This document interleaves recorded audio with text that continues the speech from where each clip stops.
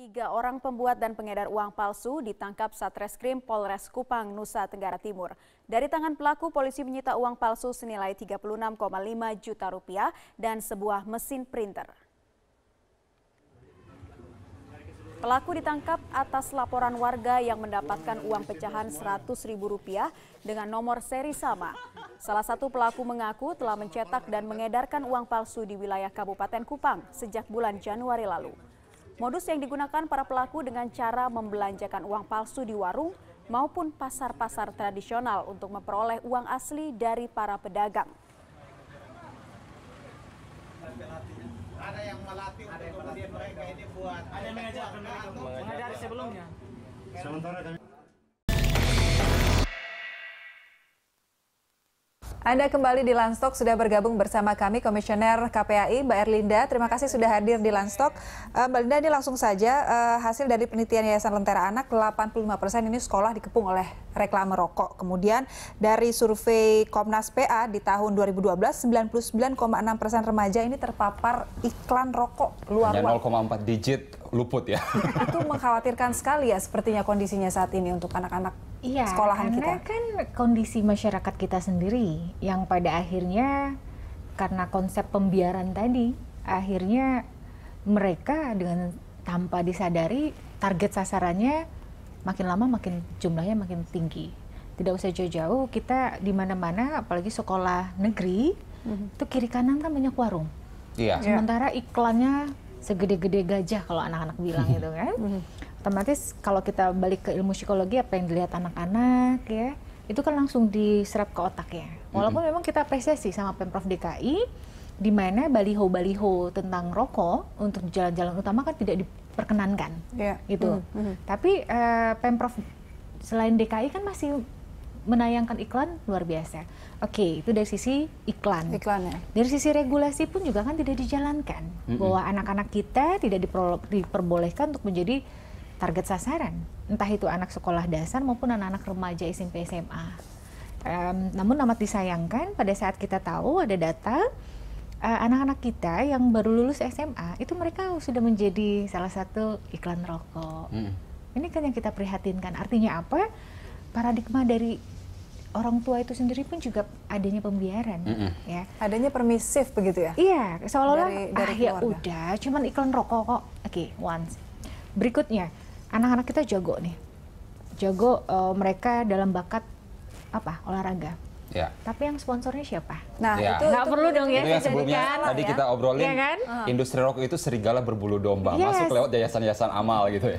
Yang kami inginkan harapkan tuh adalah dari pemerintah tuh ketegasan terhadap foundation ini sejauh mana mereka memberikan dukungan.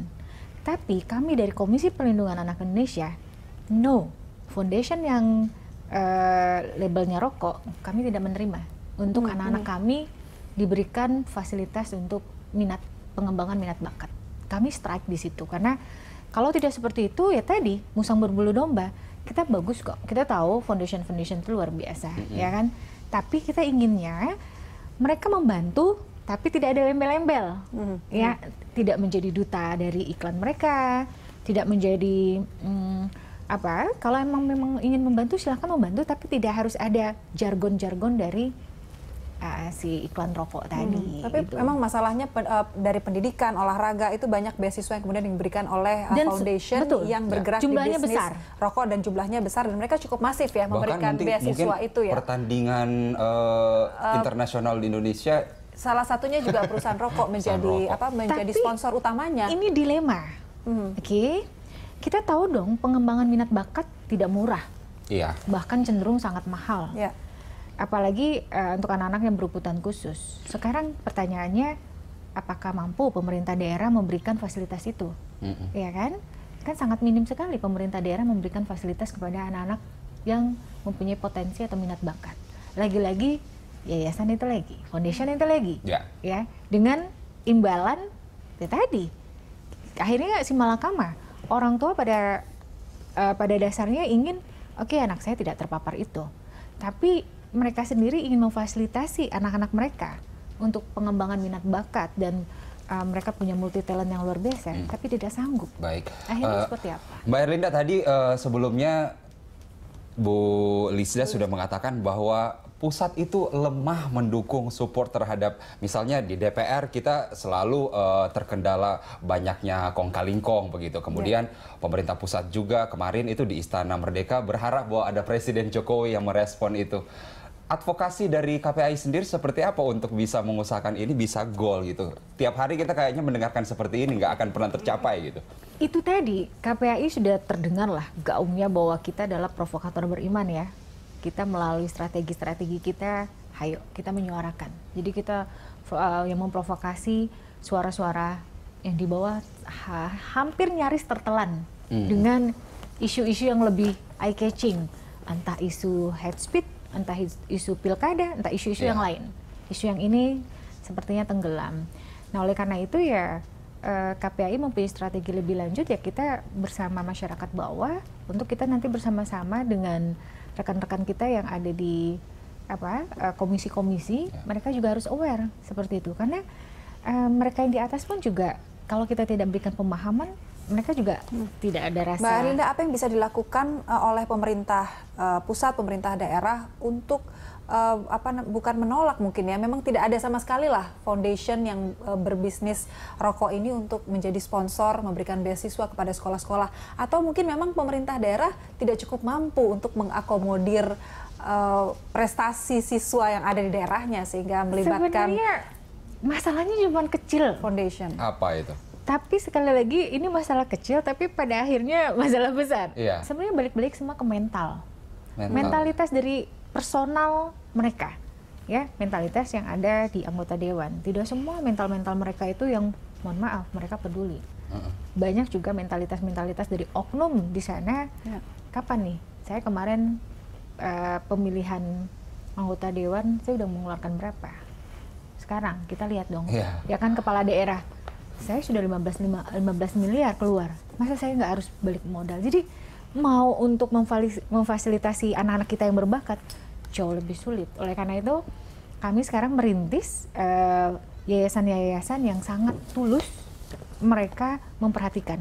Walaupun mungkin jumlahnya nggak banyak, hanya sekitar belasan orang, tapi benar-benar pengrekrutan itu ada. Contoh kecil misalnya Yayasan Pandawa Care, kita membentuk anak-anak yang orang tuanya kalau untuk segi finansial itu minim, tapi untuk mereka punya bakat dan yang lainnya itu mereka luar biasa.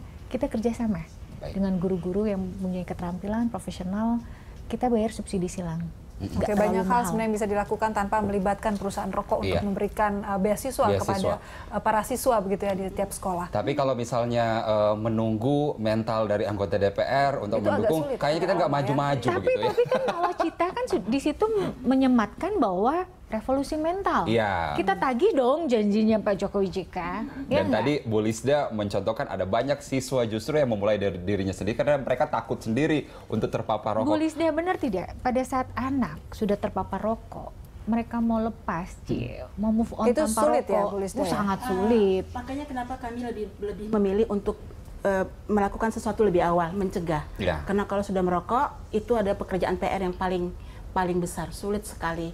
Jadi lebih baik kita mencegah supaya anak-anak itu tidak merokok. Jangan coba dulu merokok, itu sebenarnya prinsipnya. Baik, Bu Lisda, apa yang bisa disampaikan ini terkait dengan semakin masifnya iklan rokok yang mengepung sekolah dan pencegahan untuk anak-anak agar tidak menjadi penikmat rokok ini? Agar nggak menjadi target industri rokok gitu.